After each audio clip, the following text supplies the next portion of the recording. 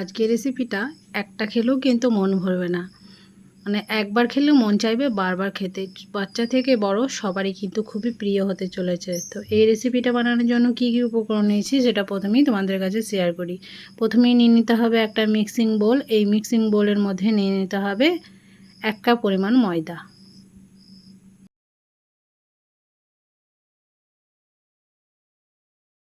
তো ময়দা দিয়ে দেওয়ার পর এখানে আমি অ্যাড করেছি গুঁড়ো চিনি। এটা আমার আগে থেকে গ্রাইন্ড করা ছিল। এরপর এখানে অ্যাড করে দিতে হবে 1/2 কাপ পরিমাণ টক দই। এটা নর্মাল টেম্পারেচারের দই, ডাইরেক্ট ফ্রিজ থেকে দিলে হবে না। তো এখানে 1/4 চামচ দিয়ে দিয়েছি আমি বেকিং পাউডার আর 1/4 চামচ দিয়ে দিয়েছি বেকিং সোডা। এরপর আমি সোডা দিয়ে দিলাম।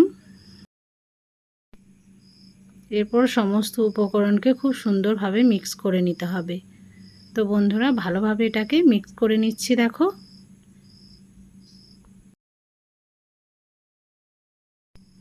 তো এরপর এখানে আমি অ্যাড করে দেবো দুধ। তো এটা একটা ব্যাটারের স্ট্রাকচারে নিয়ে আসবো, তার জন্য দুধ দিয়ে দিচ্ছি।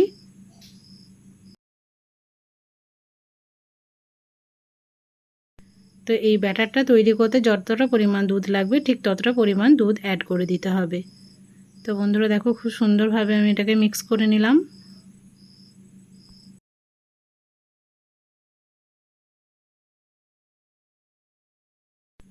তো দেখো মিক্স কিন্তু হয়ে গেছে খুব ভালোভাবে। আর আরেকটু পরিমাণ দুধ লেগেছিল, দুধ আমি দিয়েছিলাম। তো ব্যাটার সম্পূর্ণভাবে রেডি হয়ে গেছে।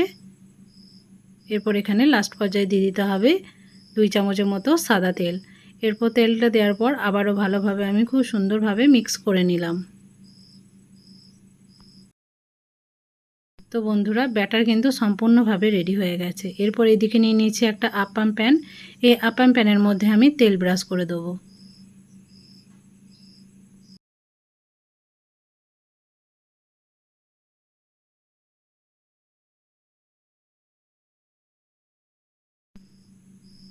তো চারি সাইডে আমি তেল ব্রাশ করে দিয়েছি। এরপর ব্যাটারটাকে এর মধ্যে দিয়ে দেবো। একটা চামচের সাহায্যে খুব সুন্দরভাবে ব্যাটারটাকে ভর্তি করে দিতে হবে।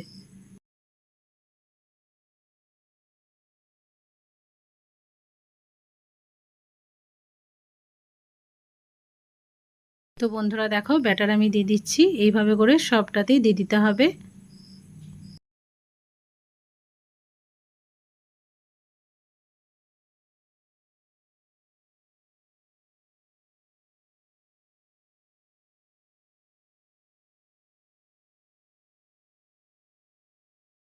তো ব্যাটার একদম সম্পূর্ণ দিয়ে দেওয়া হয়ে গেছে। চলো এরপর চলে যাই গ্যাস ওভেনের কাছে।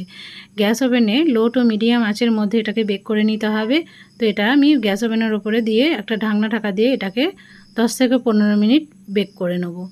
তো বন্ধুরা 10 থেকে 15 মিনিট পর এটাকে খুলে আমি একটু উল্টে নেব। বন্ধুরা দেখো আমি একটা চামচের সাহায্যে খুব সুন্দরভাবে এটাকে উল্টে নেব। তো এইভাবে করে সবগুলোকেই কিন্তু হালকা হাতে উল্টে নিতে হবে।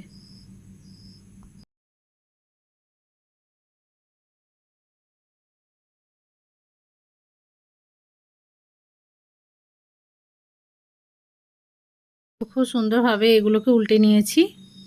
তো বন্ধুরা দেখো একদম নরম তুলতুলেভাবে এগুলো রেডি হয়ে গেছে।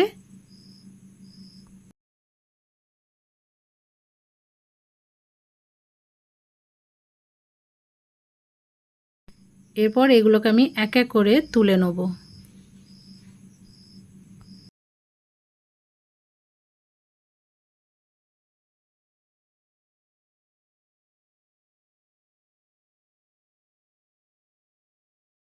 তাই দেখো আমি একটা প্লেটের মধ্যে এগুলোকে তুলে নিচ্ছি। তো এদিকে নিয়ে নিতে হবে একটা মিক্সিং জার। আর যেগুলো একটু পোড়া পোড়া হয়ে গেছে সেগুলো এই মিক্সিং জারের মধ্যে দিয়ে দেবো। আমি একটু কেটে কেটে এর ভিতরে দিয়ে দেবো আর একটু ঘুরিয়ে নিতে হবে, মানে এটাকে একটু গ্রাইন্ড করে নিতে হবে। তো এটা আমার পরবর্তীকালে লাগবে। তো বন্ধুরা চলো এরপর ঢাকনা ঢাকা দিয়ে এটাকে আমি গ্রাইন্ড করে নেব। তো এরপর গ্রাইন্ড করা হয়ে গেছে, এটাকে আমি একটা প্লেটের মধ্যে নিয়ে নিয়েছি। আর এদিকে এই কেকগুলোও রেডি হয়ে গেছে। তো তো চলো এরপর আমি এটাকে একটু কেটে নেব ছুরির সাহায্যে। তাই বন্ধুরা দেখো এইভাবে করে আমি একটু কেটে নিচ্ছি এগুলোকে। এরপর এই মাছ বরাবর দিয়ে দিতে হবে মিক্স ফ্রুট জ্যাম। তাই আমি একটা চামচের সাহায্যে দিয়ে দেবো। ঠিক এইভাবে করে দিয়ে দিতে হবে। এগুলো দিলে কিন্তু বাচ্চারা খুব মজা করে খায়। তো এগুলোকে তোমরা টিফিনেও দিতে পারো বাচ্চাদের। তো এইভাবে করে একটু সাইডগুলো লাগিয়ে দিতে হবে।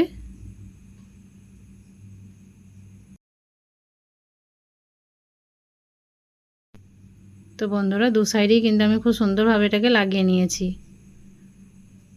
তো বন্ধুরা দেখো খুব সুন্দরভাবে আমি লাগিয়ে নিয়েছি। এরপর আমি যে কেকটাকে গ্রাইন্ড করেছিলাম সেটাকে মধ্যে এটাকে কোট করে দিতে হবে, মানে সেটার মধ্যে এটাকে কোট করে দিতে হবে। তো এইভাবে করে আমি কোট করে দিয়েছি। আর দেখো দেখতে কতটা সুন্দর লাগছে তোমাদেরকে দেখাই। তো এটাকে আমি একটা প্লেটের মধ্যে নিয়ে নিয়েছি। দেখতে যতটা সুন্দর খেতেও কিন্তু দারুণই হয়েছিল। তো আর একটাকেও সেম পদ্ধতিতে তোমাদেরকে বানিয়ে দেখাচ্ছি। তো কেটে নিয়েছি, এরপর দিয়ে দিলাম মিক্স ফ্রুট জ্যাম। এরপর লাগিয়ে নিতে হবে।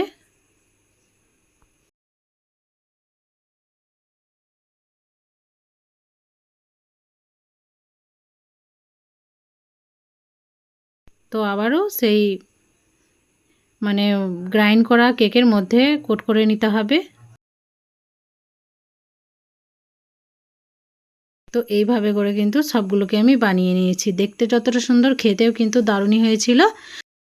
আজকে এই সহজ পদ্ধতির রেসিপিটা তোমাদের কেমন লাগলো সেটা কমেন্টে জানাতে ভুলবে না। যারা নতুন আছো তারা চ্যানেলটাকে অতি অবশ্যই সাবস্ক্রাইব করে আমার পাশে থাকবে।